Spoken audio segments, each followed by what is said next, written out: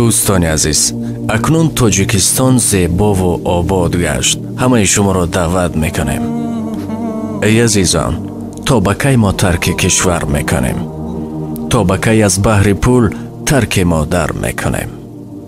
این همه شهر عروس آباد شد از دست ما، حال و احوال وطن را کی نکوتر میکنیم؟ پهلوانان دیار زیر مشت ناکسان، از قبیح دشنام ها گوش خود کر میکنیم. دختر و آموزگار استای گلدست تا به کی مرد کاری زیر دست هر سگ و خر میکنیم؟ جان پدر جان، جواب بر سؤال من بگو، تا به کی از سوزش دل دیده را تر میکنیم؟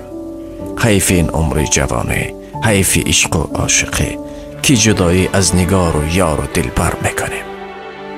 تاجیکستان عزیزم، شکوفان شو از بحر خدا، که روز سر دسترخوان همه سرجم میشویم و آباد خواهیم کرد.